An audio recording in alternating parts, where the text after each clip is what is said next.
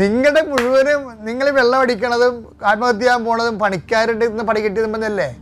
അവൻ ചതിച്ചു, ഇവൻ ചതിച്ചു, അവൻ വിസ തരാമെന്ന് പറഞ്ഞിട്ട് അവൻ തന്നില്ല, 8 ലക്ഷം പോയി, ഓൺലൈനിൽ ഞാൻ ഗാമ്പിൾ ചെയ്തു, കാശ് പോയി. ഇങ്ങനെ പണിക്കാർ നിങ്ങൾ ചതിക്കുമല്ലോ, അതിനകത്ത് സംശയമില്ല കാര്യങ്ങളില്ലേ. അപ്പം പണിക്കാരെപ്പോഴും പണി തരുമെന്നുള്ള ഉറപ്പാണ്. അപ്പോൾ സങ്കീർത്തനം എന്താ പറയണത്, 127 പറഞ്ഞാൽ കർത്താവാണ് ഭവനം പണിയണത്. ഇപ്പോൾ പണിക്കാർ ചതിക്കുന്നതിൻ്റെ കാര്യം എന്താണ്?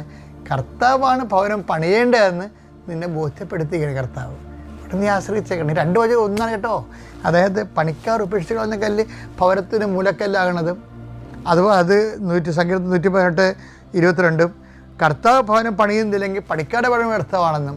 അപ്പോൾ ഈ പണി വ്യർത്ഥമാകുന്ന പണിക്കാർ പണിഞ്ഞാലും നമ്മളെ സഹായിച്ചാലും അത് വ്യർത്ഥമാണ്. എന്താ കാര്യം? കർത്താവ് ഭവനം പണിയണം. പണിക്കാർ ഉപേക്ഷിച്ച് കളഞ്ഞാലും കുഴപ്പമില്ല. കാര്യം എന്താണ്?